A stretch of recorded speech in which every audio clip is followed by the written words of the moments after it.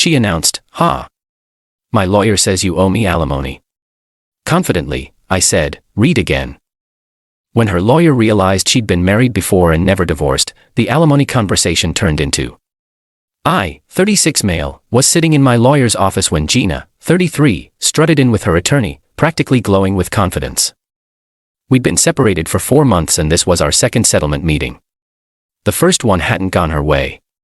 She wanted the house, my 401k, and monthly support. My lawyer shut that down fast since we'd only been married 3 years and had no kids. But today she had a new angle. "I've reconsidered my position," her lawyer, Mr. Hutchinson, announced. "My client will accept the house sale proceeds split 50-50, but she requires spousal support." "On what grounds?" my attorney, Ms. Rodriguez, asked. Gina leaned forward, smirking. "I gave up my career for this marriage." I almost laughed. Gina had been working part-time at a boutique when we met, making maybe $20 a year. She quit 6 months after our wedding because she wanted to focus on making our house a home. Translation. She wanted to shop and lunch with friends. "Your client has a degree in work history," Rodriguez countered. "She's employable."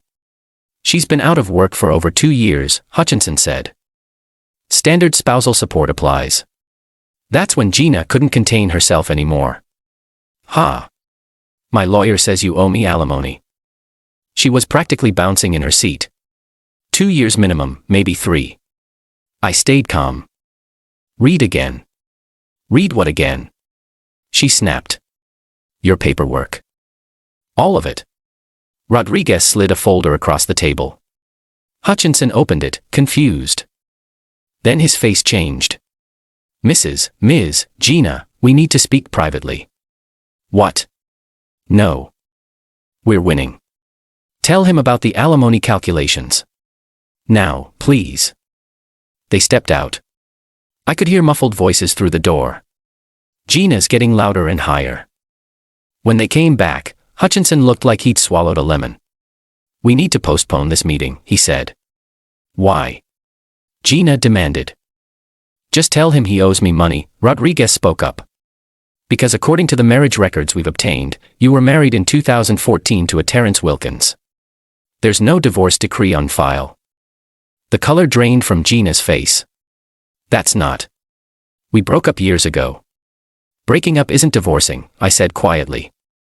"You're still legally married to him." "Which means," Rodriguez continued, "your marriage to my client is invalid.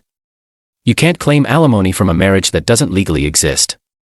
Gina's mouth opened and closed like a fish. Then the rage hit. "You knew. You knew. And you didn't tell me." "I found out 2 weeks ago," I said. "When I was gathering financial documents. Found your old tax returns where you filed as married. This is entrapment. It's fraud." "No," Rodriguez said calmly. "Fraud is marrying someone when you're already married. That's actually bigamy. Let me back up and explain how we got here. Gina and I met at a friend's barbecue in 2019. She was charming, funny, beautiful. Told me she'd had a starter marriage in her early 20s that ended badly. Said they divorced after 8 months. I didn't push for details. Everyone has a past. We dated for a year. Got engaged. Married in 2021. Small ceremony. Just family and close friends. Looking back, I should have noticed she was weird about the paperwork. Kept saying she'd lost her divorce decree. Would get a copy later. I trusted her. The marriage was okay at first. Not great, but okay. Gina liked nice things. Designer bags. Expensive dinners. Spa days. I made good money as a software engineer, so I didn't mind. But she started getting entitled. Quit her job without discussing it. Maxed out her credit cards and expected me to pay them off. Got angry when I suggested she go back to work. "I'm not meant for retail," she'd say. "I meant for better things." The breaking point came when I found out she'd been taking money from my home office. Not huge amounts, but steady. $50 here, $100 there. When confronted, she said it was our money and she shouldn't have to ask. I filed for separation the next week. During the document gathering for divorce, I needed our tax returns. That's when I noticed something odd. In 2018, before we met, she'd filed as married filing separately. Hey, didn't you say you divorced in 2015? I asked Rodriguez. That's what she claimed. Why? She's filing as married in 2018. Rodriguez's eyes lit up. I'll check the records. 2 days later, she called. You're not gonna believe this. Gina Terrence married Terrence Wilkins in June 2014. No divorce filing in any county database. So our marriage is invalid. Void. Never legally happened. Holy shit. Yeah, question is, what do you want to do about it? I thought about it. Gina trying to take half my assets. Demanding alimony. Stealing from me. Lying from day one. Let her hang herself with it, I said. Don't tell her yet. Let's see how far she pushes. Update 1. After the meeting where Gina found out, things went nuclear. First, she tried calling me. Dozens of times. When I didn't answer, the text started, "This is your fault. You trapped me. I thought Terry filed. You have to help me fix this. I'll sue you for emotional distress. Answer your phone." I didn't respond. Let Rodriguez handle it. Then came the email from Hutchinson to Rodriguez. Gina was now claiming I knew about her marriage status all along and took advantage of her. She wanted damages for intentional infliction of emotional distress and fraudulent inducement into a void marriage. Rodriguez's response was beautiful. Mr. Hutchinson, your client entered into a marriage ceremony while already married. She filed joint tax returns with my client while legally married to another man. She claimed to be divorced in both verbal and written statements. My client is the victim here, not the perpetrator. Any attempt to pursue damages will be met with a criminal complaint for bigamy. Radio silence for 3 days. Then Gina showed up at my apartment. Not my finest moment. I opened the door without checking the peephole. "We need to talk," she said, pushing past me. "No, we don't. Please leave. You ruined my life. I thought Terry handled the divorce. For 6 years. You thought he handled it and never checked. I don't understand legal stuff. You know that. You understood enough to demand alimony." Her face twisted. "I deserve compensation. I wasted 3 years with you. You wasted them. You lied about being divorced." I didn't lie. I thought. You thought. Did you think when you filed taxes as married? Did you think when you couldn't produce divorce papers? That's different. How? Because I love you. We can work this out. The manipulation was so transparent. You love me, but you were demanding alimony 5 days ago. I was hurt. You filed for separation.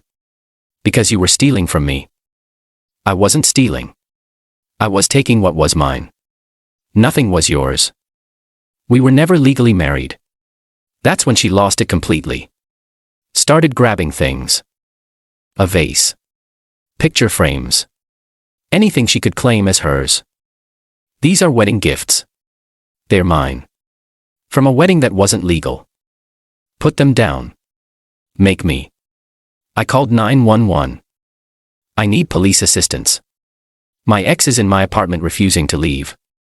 Gina's eyes went wide. You're calling the cops. On me. You're trespassing and trying to steal property. It's not stealing. We were married. No. We weren't. She threw the vase at the wall. It shattered. Then she ran for the bedroom. Our former bedroom. I followed. Staying in the doorway. She was yanking open drawers. Grabbing jewelry. Stuffing things in her purse. That's theft, Gina. Prove it. You gave these to me. I gave them to my wife. You're not my wife. Never were. The cops arrived 10 minutes later. 2 officers. Very professional. I explained the situation briefly. Ex-girlfriend. Because that's all she ever was really. Refusing to leave. Destroying property. Taking items. Ma'am, you need to leave. The older officer said. I live here. We're married. Actually, I said, showing them Rodriguez's summary.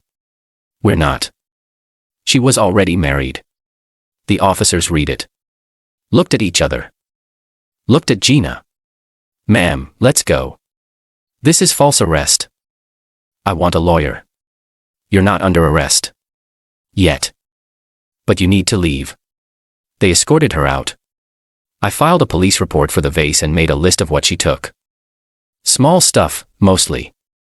But it was the principal. Update 2. A week after the police incident, I got an unexpected call. Is this Martin? Martin Cross. Yes. My name is Terrence Wilkins. I think you married my wife. My stomach dropped. Oh, hi. Yeah. Oh, can we meet? I have information you need. We met at a coffee shop. Terrence was nothing like I expected.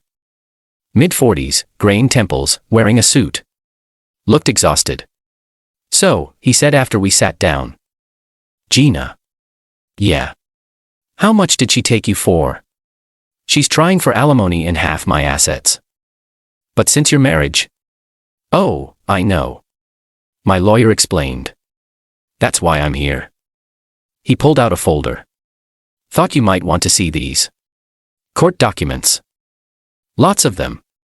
I've been trying to divorce her for 4 years, Terrence explained. She keeps dodging service. Changes addresses. Uses fake names. I've spent $15,000 on lawyers and process servers. Jesus. It gets better. Look at this. A credit report. In Terrence's name. Showing massive debt. She opened accounts in my name throughout our marriage. Ran up $60,000 in debt before I caught on. I'm still paying it off.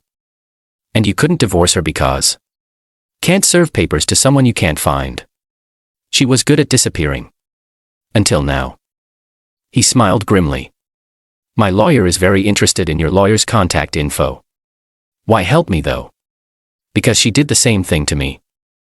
Met her in 2014. Whirlwind romance. Married fast. She quit her job immediately. Started spending like crazy. When I cut off the credit cards, she got nasty. Then she just left. Took everything valuable and vanished. And you've been looking for her since. On and off. Hired a PI twice. Nothing. She was using her maiden name with you. Yeah. Gina Morrison. That's new. She was Gina Collins when I met her. Wait, what? He laughed bitterly. Yeah. I did some digging after she left. Morrison isn't her maiden name. It's just another alias. So who is she really? Regina Marie Thompson. At least, that's what's on her birth certificate. My head was spinning. How many times has she done this? You're at least the second. Maybe the third. Hard to tell. We exchanged information. Terrence gave me copies of everything. The debt records. The fraud reports. Even photos of items she'd stolen from him. Some looked familiar. The silver necklace, I said, pointing. She said that was her grandmother's. My mother's actually. Anniversary gift for my father. She's still wearing it. His eyes hardened. Not for long. Update 3. Armed with Terrence's information, Rodriguez went nuclear. First, she filed a motion to dismiss any financial claims from Gina due to the marriage being void. Easy win. Second, she contacted Terrence's lawyer to coordinate. They served Gina with divorce papers at her friend's apartment where she'd been staying. No more hiding. Third, and this was the beautiful part, Rodriguez filed a claim for unjust enrichment. Basically, I wanted back every penny I'd spent on Gina under the false pretense of marriage. The number was brutal. Ring, $8,000. Wedding, $15,000. Gifts, $10,000. Living expenses for 2.5 years, $40,000. Her credit card payments, $12,000 total. $85,000. She'll never pay that, I told Rodriguez. No, but it gives us leverage. And it puts her on notice. Actions have consequences. Gina's response came through Hutchinson, who sounded defeated. My client is willing to walk away with no claims if you drop your unjust enrichment suit. No deal, Rodriguez said. She committed fraud. There are consequences. She has no assets. Then she can payment plan or declare bankruptcy. Not our problem. That's when Gina made her biggest mistake. She decided to represent herself.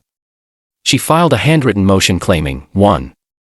I knew she was married and didn't care. 2. Common law marriage should apply. 3. She deserved compensation for domestic labor. 4. I was harassing her by helping her ex find her mare. The judge's response was swift. Hearing scheduled. I'll never forget that day in court. Gina showed up in what I assumed she thought was court appropriate. A too tight dress and heels she could barely walk in. Your Honor, she started. I've been victimized by these men who... Stop, the judge said. Are you legally represented? I don't need a lawyer to tell my truth.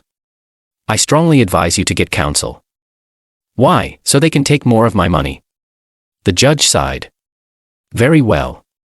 Mr. Cross's attorney, proceed. Rodriguez laid it out methodically. Evidence of Gina's existing marriage. Proof she knew. Tax returns. Insurance forms. My financial losses. Her pattern of fraud. Thanks, Terrence. Gina tried to interrupt constantly. The judge threatened contempt twice. When it was her turn, Gina's defense was essentially, I didn't know divorce was so complicated. You didn't know you needed to actually file for divorce to be divorced? The judge asked. Terry said he'd handle it. For 6 years. I trusted him. But you didn't trust him enough to stay married or to verify the divorce. That's different. The ruling was swift. Marriage to me was void ab initio from the beginning. No financial claims allowed. Unjust enrichment claim valid but reduced to $50,000. Gina given 30 days to work out payments or face garnishment. Gina exploded. This is sexist. Classist. I'm being persecuted. Ma'am, you committed fraud. Be grateful criminal charges haven't been filed. I'll appeal. With what lawyer? The judge asked dryly. Court adjourned. Final update. It's been 3 months since that court date. Here's where everyone stands. Terrence finally got his divorce. Default judgment since Gina couldn't afford to fight it. He's free and says it's the best money he ever spent. Gina is working 2 retail jobs to avoid garnishment. She pays me $500 a month. Court ordered. At this rate, it'll take 8 years to pay off. But it's something. She tried one last manipulation. Showed up at my work with flowers and an apology letter. Security escorted her out. The letter was hilarious. 3 pages of how she was the real victim. How society failed her. How I was her true love despite everything. I kept it. Sometimes when I'm feeling down, I read it and remember how much worse things could be. Found out through mutual friends that she's already dating someone new. Poor guy has no idea. I thought about warning him. Then decided it wasn't my problem. Maybe he'll be smarter than Terrence and me. Maybe he'll ask for divorce papers up front. As for me, I'm in therapy. Working through trust issues. Dating isn't on my radar yet. But I'm okay. Better than okay. Actually. My apartment is mine again. My finances are recovering. And I have a great story for parties. Hey, remember when you were married? Actually, funny story. The best part. Every month when that $500 hits my account, I know Gina's out there. Working retail. Paying for her lies 1 shift at a time. It's not about the money. I make that in a day. It's about accountability. She wanted alimony. She got garnishment. She wanted half my assets. She got debt. She wanted to be my wife. She wasn't even legally capable of it. Karma's real, folks. Sometimes it just needs a good lawyer to help it along.